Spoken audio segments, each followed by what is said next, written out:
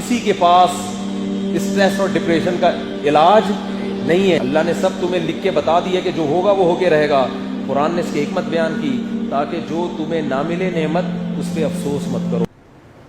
حضرت مولانا قاسم نانوتوی رحمۃ اللہ علیہ فرماتے تھے, بڑا علم تھا ان کے پاس, وہ فرماتے تھے بہت بہت ان کی کتابیں پڑھے آدمی حیران ہو جاتا ہے, خاص طور پر اسلامی فلسفہ کو انہوں نے بڑا زبردست, لیکن اب وہ اردو آج سمجھ میں نہیں آتی لوگوں کی, بہت گاڑی اردو ہے.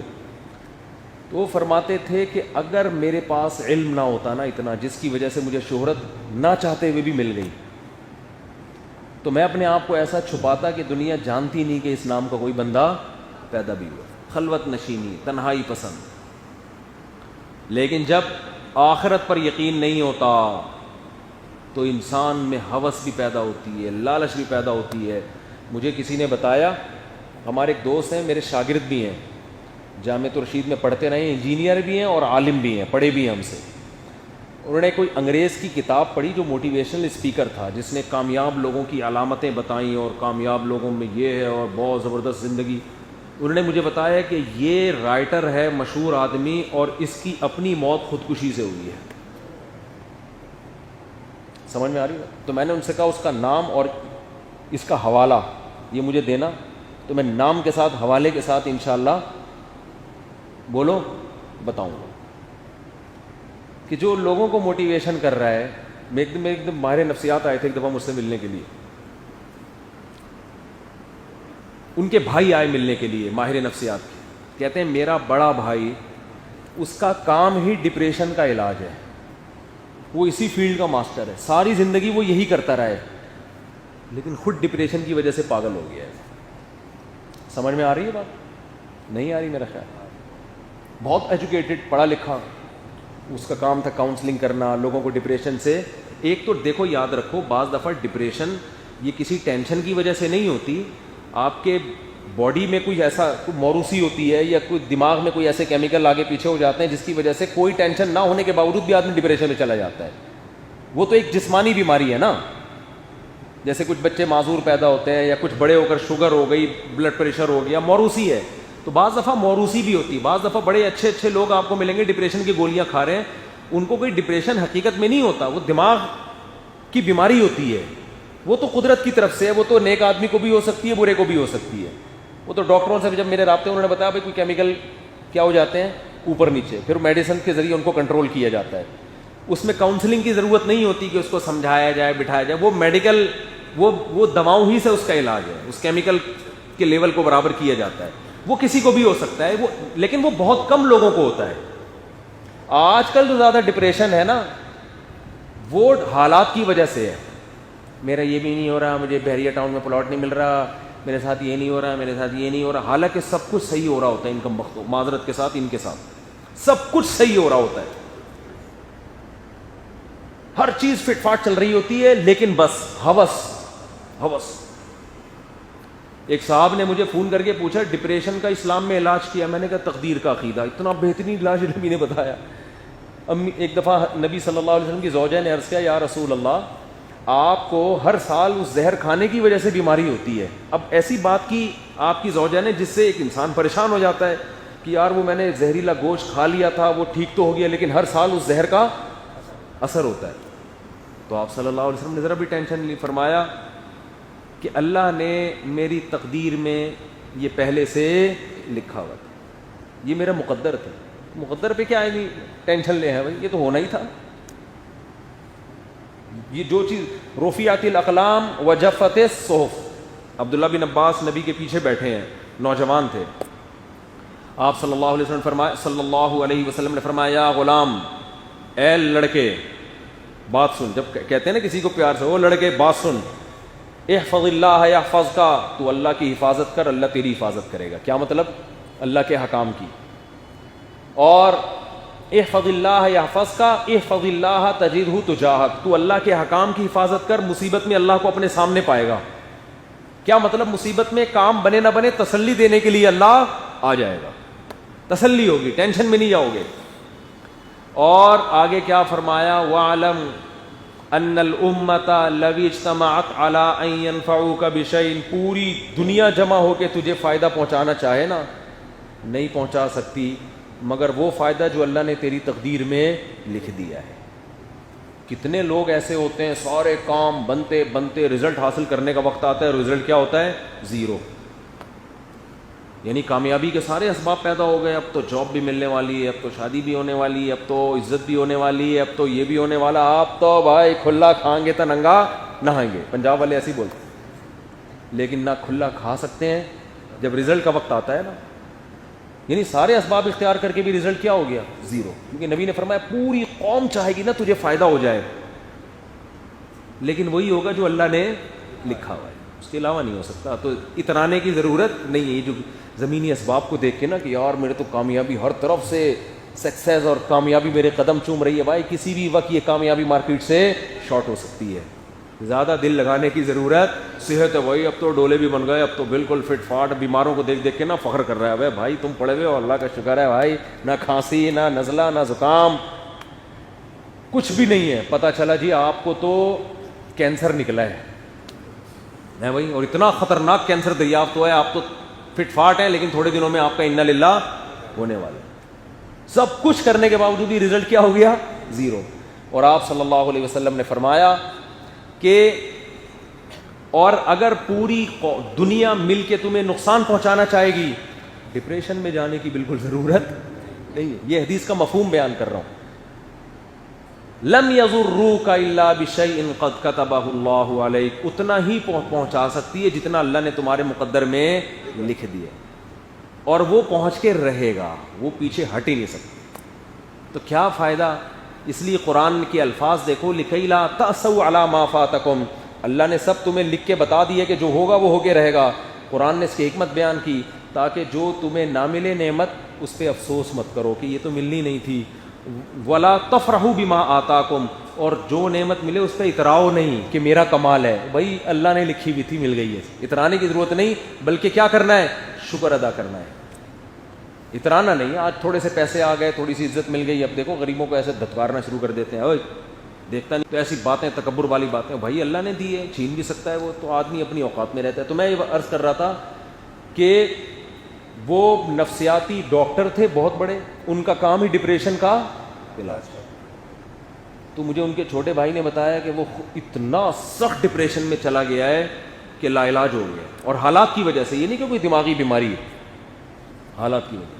میں نے کہا دیکھو یار, تو بھائی ڈپریشن کے علاج اسلام کے علاوہ دنیا میں کسی کے پاس نہیں ہے. کتنی بڑی گراؤنڈ ریئلٹی ہے. خودکشی سب سے کم مسلمان کرتے ہیں, سب سے زیادہ غیر مسلم. اس کو دیکھ کے کیسے آنکھیں بند کر رہے ہو بھائی؟ آپ کہہ سکتے ہو مسلمان خودکشی اس لیے کم کرتے ہیں کہ ان کے مذہب میں حرام ہے. تو بھائی ان کے بھی مذہب میں کون سا لیگل ہے؟ ہر ملک میں پابندی ہے کہ نہیں ہے؟ جاپان میں خودکشی پر پابندی, آسٹریلیا میں پابندی, امریکہ میں.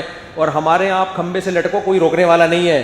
ان کے ہاں کھمبے سے لٹکو قانون بنا ہوا ہے. جو دیکھ رہے ہوتے ہیں نا کسی کو اوپر جا رہا ہے, پولیس موبائلیں آ جائیں گی اور سب ایک دم کال سینٹر اور ایسے زبردست طریقے سے بچانے کی کوشش کریں گے کہ آپ کی سوچ ہے. ہمارے ہاں تو خودکشی کے باقاعدہ کھڈے کھودے ہوئے ہیں کہ اگر آپ اس والے کھڈے میں بائک سے نہیں گر سکے تو اگلا کھڈا بھی آ رہا ہے, آپ وہاں چلے جائیں. حقیقت ہے نا, ہمارے یہاں تو یہ سسٹم ہے.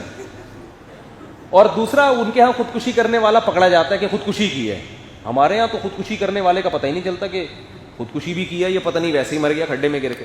اتنے آپشن ہیں خودکشی کے. آپ بارش میں کھمبے سے گلے ملو, اس کے بعد آپ کھمبا چھوڑو گے مگر کھمبا آپ کو نہیں چھوڑے گا. حقیقت ہے, آپ کھمبا چھوڑو گے, کھمبا آپ کو نہیں چھوڑے گا. کھڈے ہیں, گٹر لائنیں کھلی ہوئی ہیں. بارشوں میں کراچی میں آپ دیکھو نا, اتنا پانی پتہ ہی نہیں چل رہا ہوتا, بائکیں گٹروں میں گھسی ہوئی ہوتی ہیں, بندے مرے ہوئے ہوتے ہیں. ایسے موت کے جتنے اسباب تھے اختیار کیے ہوئے ہیں, اور ڈپریشن کے ہر سبب گورنمنٹ نے ہم کو دیا ہوا ہے. اسٹریس اور ڈپریشن میں جانے کا کوئی راستہ حکومت نے چھوڑا نہیں. ہسپتال میں, گورنمنٹ کے ہسپتال میں آپ چلے جاؤ, مریضوں کو دیکھ کے آدمی کہتا ہے اللہ مجھے گھر میں موت دے دے. میں سول ہاسپٹل گیا, گندگی کا عالم دیکھ کے حیران ہو گیا. میں ویسے ہی گیا تھا کسی کام سے, کوئی مریض تھے, اللہ ہمیں بچایا ہسپتالوں سے. ٹھیک ہے, گورنمنٹ کے ہسپتالوں میں بعض چیزیں بہت اچھی بھی ہیں, بہت غریب آدمیوں کا ٹیسٹ جو ہزاروں روپے کا وہ فری میں ہو جاتا ہے, یہ بھی اچھا کام ہے, لیکن بستر لیٹنے کے قابل نہیں. ایک صاحب نے بتایا میرا کہیں ڈاکو نے گولی مار دی پاؤں میں, وہ کسی حکومتی ہسپتال میں چلے گئے, ڈاکٹر ہی نہیں آ کے دے رہا, پہلے تو پولیس انکوائری, میں زخم سے تڑپ رہا ہوں, خون بہہ رہا ہے, ڈاکٹر کہہ رہے نہیں بھائی پہلے پولیس, وہ قانون ایسا ہے, پولیس آئے گی پہلے رپورٹ تیار ہوگی پھر علاج شروع ہوگا. بھائی تے اس بندہ مر جائے گا یار, یہ خون نکل رہا ہے اس کا. باہر ملکوں میں ایسا نہیں ہے, وہ کہتے ہیں پہلے آپ کا علاج ہوگا, بے شک آپ ڈاکو ہی کیوں نہ ہو, اس کے بعد دیکھیں گے کرنا کیا ہے آپ کے ساتھ. یہاں پڑا ہوا ہے بندہ, کوئی اٹھا نہیں رہا کہ میرے اوپر کیس نہ بن جائے, پیٹ میں گولی مار دی تو کیس بن جاتا ہے, وہ اٹھاتے نہیں ہیں لوگ. عجیب عجیب قوانین بنے ہوئے ہیں اور اسمبلیوں میں ان پر بحثیں نہیں ہو رہی کہ ان کو کیسے تبدیل کیا جائے. تو وہ اس کا گورنمنٹ ہسپتال میں اس بیچارے کی بیڑا ہی غرق کر دیا انہوں نے. خیر کسی پرائیویٹ ہاسپٹل میں گیا تو انہوں نے بتایا کہ یار یہ تو پتہ نہیں کیا کر دی. ہاسپٹل میں آپ کا کوئی جاننے والا ہوگا تو ہو جائے گا, نہیں ہوگا تو وہ ایسے رکھے گا جیسے کوئی بکرا کٹا ہوا پڑا ہوتا ہے نا, یہ حالت ہو رہے ہیں. تو ہمارے ہاں اسٹریس اور ڈپریشن کے جتنے اسباب ہیں پورے طور پر پائے جاتے ہیں. تو ہمارے ہاں تو آدھی قوم کو خودکشی کر کے مر جانا چاہیے, آدھی قوم کو خودکشی کر کے, جتنی بجلی استعمال کرو بل اس سے زیادہ آ رہا ہے. ابھی ہم نے گھر چینج کیا, کرائے پر دوسرا گھر لیا, ٹینشنوں پہ ٹینشنیں شروع, بل اتنا آ گیا, ہم نے کہا یار یہ کیا آ رہا ہے, اب رابطے کرو یہ کیوں آ رہا ہے, پرانے والوں نے اپنا تو نہیں ہمارے کھاتے میں ڈال دیا. ایک عجیب ہی یعنی ٹینشن. وہ معین اختر مجھے یاد آتا ہے, معین اختر سے انور مقصود نے پوچھا کیسے حالات چل رہے ہیں, اس نے کہا الحمدللہ نلوں میں پانی آ رہا ہے, گاڑی میں ٹینکی بھری ہوئی ہے پیٹرول سے, اللہ کا شکر ہے, جتنی بجلی استعمال کرو اتنی آ رہی ہے. اس نے کہا آپ پہلے پاکستانی ہیں جو اتنے اچھے حالات بتا رہے ہیں, آپ رہتے کہاں؟ اس نے کہا دبئی میں رہتا ہوں. اس نے کہا میں کہاں رہتا ہوں. اور انہی حالات کی وجہ سے معین اختر صاحب کے ماموں کا کام کیا تھا؟ اس نے کہا آپ کے ماموں کیا کرتے ہیں؟ اس نے کہا گالیاں دیتے ہیں. صبح شام گالیاں دینے کے علاوہ حالات نے ایسا بنا دیا. مالک مکان کرایہ لینے کے لیے آیا تو انہوں نے کہا کم بخت نلکے میں تو ایک لوٹا پانی کا بھر کے دکھا دے, کرایہ کس بات کا لے رہا ہے. اس نے پولیس بلوا لی تو پولیس کے ایسے ایسے پارٹس کو گالیاں دی ہیں جو پولیس والوں کو بھی معلوم نہیں تھی. پولیس والے کہتے ہیں مجھ سے آگے پوچھ رہے تھے یہ پارٹس کہاں پائے جاتے ہیں. یعنی ایسا ڈپریشن نہیں, یعنی لائٹ چلی گئی بلب کے رشتہ داروں کو گالیاں. اچھا خیر یہ تو کئی دفعہ سنا چکا ہوں میں. تو اتنی ٹینشنوں کے باوجود بھی خودکشی کا اتنا ریشو بولو. تو یہ تو دنیا دیکھ رہی ہے اپنی آنکھوں سے. تو کیا وجہ ہے بھائی؟ اسلام کے علاوہ کسی کے پاس اسٹریس اور ڈپریشن کا علاج نہیں ہے ہی نہیں. علاج تو کہاں سے کریں گے؟ جو علاج کر رہا ہوتا ہے بعض دفعہ وہ بھی, میں بدگمانی نہیں کر رہا لوگوں سے, آپ کو دیکھو کوئی بھی غیر مسلم بھی حکمت کی بات کرے تو اس کو تو لے لینا چاہیے. کوئی بھی اچھی بات کرے وہ تو بات تو جو بھی کرے گا لے لینا چاہیے. اس کا مطلب یہ نہیں کہ سارے ہر وقت غلطی کر رہے ہوتے ہیں, لیکن ان تلوں میں تیل ہے نہیں.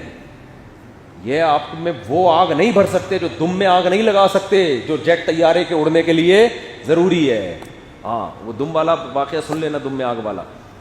تو اسلام ہی ہے جو کیا حالت کر دی کہ صحابہ شہید ہو رہے ہیں پانی پیاس سے, پڑوس میں آواز آتی ہے پانی کی تو کیا کہہ رہے ہیں ان کو پہلے پلاؤ.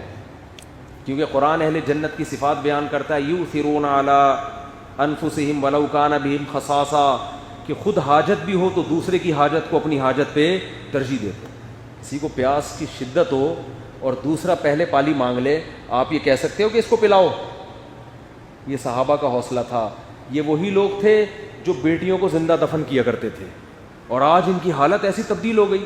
حضرت عمر تو اتنے سخت طبیعت کے انسان تھے اسلام سے پہلے, بات بات پہ قتل کی دھمکیاں, لیکن اسلام نے کیا تبدیلی کی ہے, خلیفہ بن گئے, امیر بن گئے, اور رات کو راشن کی بوریاں کندھے پہ ڈال کے گلیوں میں گھوم رہے ہیں کہ کوئی غریب بھوکا سویا تو قیامت میں مجھ سے سوال ہوگا.